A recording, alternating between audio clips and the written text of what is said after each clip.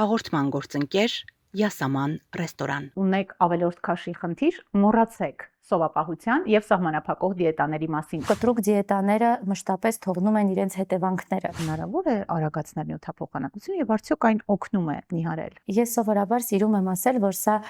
դեֆիցիտների շտկման ճանապարհով ֆիզիոլոգիական նյութափոխանակության վերականգնում է։ Ինչ դեր է կատարում լյարդը քաշի նվազեցման ճանապարհին։ Աշխատանքը սկսվում է ազդելով լյարդի ֆունկցիոնալ ակտիվության վրա։ Որոնք են քաշի իջեցման ժամանակակից մոտեցումները, բժշկուհի, ինչքանով են դրանք արդյունավետ։ Վերջին տարիներին նշվում են մի շարք պրեպարատներ, բոլորին հայտնի, GLP-1 պրեպարատներն են դրանք, GIP, Mounjaro, Ozempic, որքան էլ որ այս դեղամիջոցների կիրառումը գայթակղիչ է եւ արդյունավետ, ունի նշանակման հստակ հակացություններ։ Հաղորդման գործընկեր Հովակիմյան էսթետիկ կենտրոն։ Դուք դիտում եք Միֆեր առողջության մասին հաղորդումը, բարև ձեզ, ունեք ավելորդ քաշի խնդիր, մոռացեք սովապահության եւ սահմանափակող դիետաների մասին, ակտիվացրեք նյութափոխանակությունը քաշի իջեցման ժամանակակից մոտեցումներով, որի մասին մեզ կպատմի էնդոկրինոլոգ Լաուրա Հակոբյանը։ Ողջույն Լաուրա։ Ողջույն։ Ուրախ եմ ձեզ ողջունել։ Ես էլ շնորհակալ եմ հյուրընկալության համար։ Քաշի խնդիրը դարի հիվանդություն է, շատերն են ցանկանում ազատվել, բայց քչերին է դատարկվում, ինչու է այդքան դժվար նիհարելու ճանապարհը։ Քանի որ սովորաբար քաշ հավաքում են մեծ ժամանակահատվածի ընթացքում, այն ցանկությունը, որ կարճատև ժամանակահատվածում փորձում ենք քաշ գցել, չի արդարանում, բացի դա ճանապարհը մեծ համբերություն է պահանջում, վարքագծի էական փոփոխություններ, այդ իսկ պատճառով ակնկալել, որ կարճ ժամանակամիջոցում հնարավոր է հասնել ցանկալի արդյունքին, մի փոքր երբեմն չի արդարանում, եւ դա է հաճախ հուսահատեցնում մարդկանց, կարծում եմ։ Ինչպես պարզել, ունենք ավելորդ քաշ։ Առողջապահության համաշխարհային կազմակերպությունը արդեն իսկ տվել է հավելյալ քաշի ճարպակալման դասակարգումը։ Դրա հիմքում ընկած է մարմնի զանգվածի ինդեքսի որոշումը, որը հաշվում ենք մարմնի կիլոգրամները բաժանած հասակի քառակուսուն արտահայտված մետրերով։ Եվ եթե այս ցուցանիշը գերազանցում է 25-ը, ապա խոսքը գնում է հավելյալ քաշի մասին։ Եթե ունենք 30-ից բարձր միավոր, այս դեպքում խոսվում է գիրության ճարպակալման մասին։ Կան տարբերակներ, որտեղ մենք հայտնվում ենք ռիսկի գոտում, եւ այս դեպքում արդեն պետք է զգուշանալ եւ չավելացնել քաշը, որպեսզի այն ավելորդ քաշի չվերաճի, կշերքին թե սանտիմետրերին պետք է վստահել։ Երկուսը մեկտեղ։ Այս դեպքում շատ կարևոր է նաև գոտկային շրջագիծը։ Կանանց դեպքում 80 սանտիմետր գերազանցելու պարագայում արդեն պետք է անհանգստանալ։ Իսկ 88-ից բարձրը խոսում է սիրտանոթային ռիսկի առկայության մասին, սիրտանոթային հիվանդությունների։ Տղամարդկանց դեպքում 94 եւ ավելն է խոսում ռիսկայնության մասին։ Հետևաբար միայն հիմնվել կշերքի ցուցանիշների վրա սխալ է։ Այս դեպքում շատ կարևոր է հաշվի առնել որովայնի շրջագիծը, մարմնի զանգվածի ինդեքսը, սրանք բոլորը համադրելով ստանում ենք ախտորոշումը։ Արդյոք ունենք հավելյալ քաշ, ունենք ճարպակալում, ունենք վիսցերալ, ընդերային ճարպակալում, որովայնային, թե ոչ։ Եթե ախտորոշումը դրվում է, որ ունենք ավելորդ քաշ, որն է առաջին քայլը, սննդակարգ, մարզումներ, ինչից սկսել։ Սովորաբար հանդիպում ենք դեպքերի, երբ մարդիկ սկսում են մարզասրահ գրանցվելուց։ Կարծում եմ դուք եք շատ այդ առումով զրուցում ձեր ծանոթների հետ եւ տեղեկանում ենք, որ կշռվեցի, քաշը ինձ դուր չեկավ, սկսեցի բողոքել իմ մարմնակազմվածքից եւ գրանցվեցի սպորտի։ Այս պարագայում որպես բժիշկ պետք է խորհուրդ տամ, որ առաջին հերթին պետք է հայտնաբերել պատճառը, որի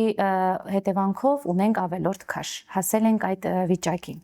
Այսինքն պետք է սկսել հետազոտվելուց, միանշանակ վարքագծի փոփոխությունները շատ կարևոր են։ Սննդակարգը, ռացիոնի փոփոխությունները, ֆիզիկական ակտիվության ինտենսիվացումը, սրանք բոլորը այն գործոններն են, որոնք պարտադիր են քաշի իջեցման ճանապարհին։ Սակայն առաջին հերթին պետք է գտնել պատճառը, որը կարող է լինել առաջին հերթին էնդոկրին։ Իսկ եթե մարդ իրեն լավ է զգում, ինքը կարծում է, որ պարզապես շատակերության հետևանքով եւ քիչ շարժվելու ունի ավելորդ քաշ։ Ինչու դիմել էնդոկրինոլոգ, եթե գանգատներ չկան։ Միևնույն է, եթե ունենք հավելյալ քաշ, մեծամասամբ դեպքերի ունենք էնդոկրին ներքին խնդիր։ Եթե նույնիսկ առաջինը ծագել է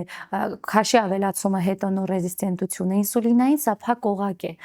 Ինսուլինային ռեզիստենտությունն էլ հանգեցնում է նրան, որ այս մարդիկ ունենում են չափաբաժինների մեծացում, ժամանակի հետ ունենում են հագեցման զգացողության նվազեցում, արդյունքում գնալով քաշը ավելանում է։ Բժշկուհի, այսօր շատ են խոսում նյութափոխանակության արագացման մասին, հնարավոր է արագացնել նյութափոխանակությունը եւ արդյոք այն օգնում է նիհարել։ Ես սովորաբար սիրում եմ ասել, որ սա դեֆիցիտների շտկման ճանապարհով ֆիզիոլոգիական նյութափոխանակության վերականգնում է։ Դա կարող է ներառել ինչպես հորմոնալ ֆոնի կարգավորում, այնպես էլ որոշ միկրոտարրերի լրացում։ Օրինակ երկաթի պակասի դեպքում, երբ ունենք նյութափոխանակության նվազեցում, այս ճանապարհով այո հնարավոր է բերել նյութափոխանակության ֆիզիոլոգիականի մակարդակում վերականգնման։ Եվ այո, ակտիվացած նյութափոխանակությունը շատ կարևոր է, որպեսզի ճիշտ կենսակերպի դեղորայքային միջամտության պարագայում եւս կարողանանք հասնել քաշի ցանկալի ցուցանիշների։ Իսկ ինչ դեր է կատարում լյարդը քաշի նվազեցման ճանապարհին, ինչ պետք է իմանալ։ Առհասարակ լյարդը մեր օրգանիզմի գլխավոր մետաբոլիկ նյութափոխանակային գլխավոր օրգանն է, որում ածխաջրատային փոխանակությունն է տեղի ունենում, ինսուլինի փոխանակությունը եւ այս օրգանի դերը չափազանց մեծ է։ Առաջին հերթին ավելյալ քաշը վնասում է հենց այս օրգանը։ Հաճախ հետազոտությունների արդյունքում հայտնաբերում ենք, որ ավելորդ քաշով անձինք ունեն մետաբոլիկ ասոցացված լյարդի ճարպակալում։ Սա արտահայտվում է եւ սոնոգրաֆիկ տվյալներով եւ լաբորատոր ցուցանիշներում։ Եվ աշխատանքը սկսվում է ազդելով լյարդի ֆունկցիոնալ ակտիվության վրա, քանի որ դեղորայքային ցանկացած միջամտության պարագայում նիհարեցման հետ կապված մենք պետք է չունենանք օրգանիզմում որևէ նյութափոխանակային շեղում։ Մենք հաղորդման սկզբում նշեցինք, որ եթե ունեք ավելորդ քաշ, մոռացեք սահմանափակող դիետաների սովապահության մասին, ասենք ինչու։ Սովապահության մասին պետք է մոռանալ մշտապես, քանի որ իրականում քաշի իջեցման բերում է ոչ թե քաղցը, այլ բալանսավորված սննդակարգը։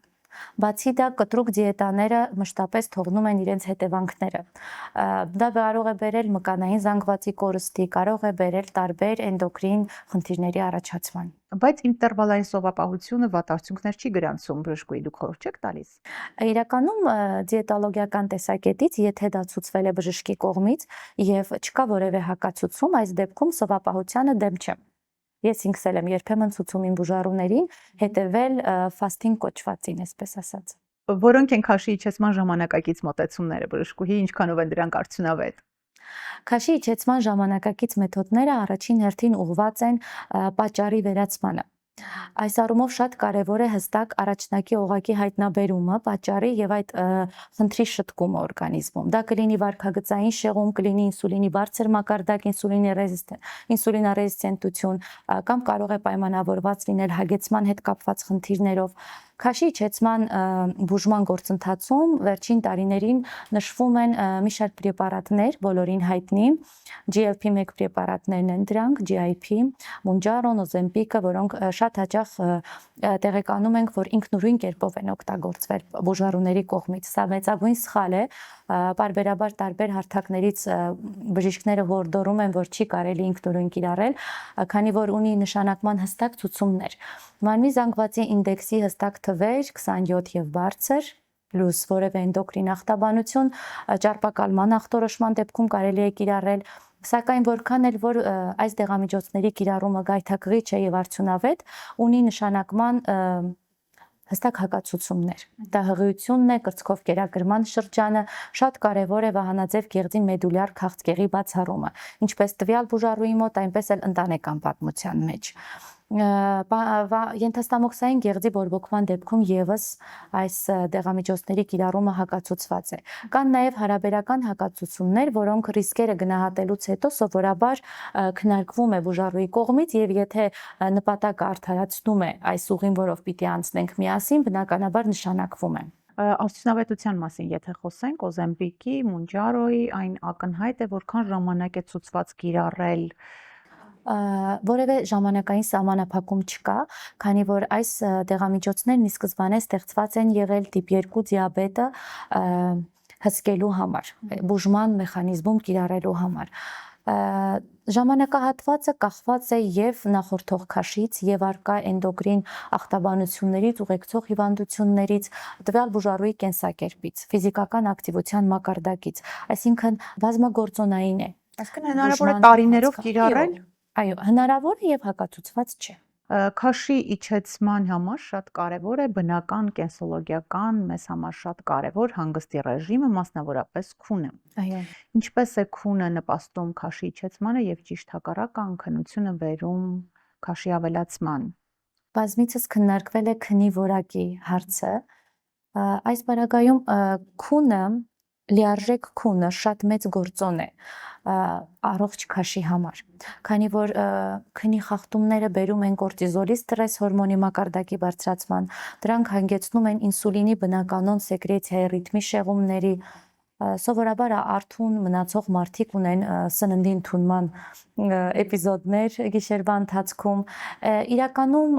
մեր օրերում ավելի ճկուն է քաշի իջեցման ծրագիրը, քանի որ ինչպես տեսնում ենք, մարդկանց ցիրկադային ռիթմը միշտ չէ, որ համապատասխանում է այն միջավայրին, որտեղ բնակվում են։ Շատ մարդիկ ունեն գիշերային ժամի աշխատանք, հետևաբար, երբ բուժում է նշանակվում, որպես կանոն անհատական է մոտեցումը լինում։ Հարմարվում ենք տվյալ մարդու կենսակերպին, ռիթմին, սնման ռեժիմին։ Այսինքն անգամ չքնող մարդիկ կարող են նիհարել, եթե Որպես կանոն հորդորում ենք քնի ռեժիմի կարգավորում, բայց եթե կենսակերպը չի հարմարվում այդ ամենին, բնականաբար մենք ենք հարմարվում բուժառոյին։ Շատ լավ բժշկուհի, ունենք եւս մեկ խնդիր, շատ մարդիկ վկայում են, որ իրենց մոտ քաշը կանգ է առնում կամ նիհարում են, հետո որոշ ժամանակ անց նորից քաշ են հավաքում, պատճառները որտեղ են սովորաբար, երբ անալիզ եք անում անցած ճանապարհը։ Ըստ իս պատճառները այն են, որ փոփոխությունը արմատական բնույթ չի կրում, մշտական չի լինում։ Ցանկացած միջամտությունից հետո, երբ ունենում ենք քաշի իջեցում, բայց շարունակում ենք վարել այնպիսի կենսակերպ, որը կբերի քաշի ավելացման, որպես կանոն քաշը հետ է վերադառնում։ Հետևաբար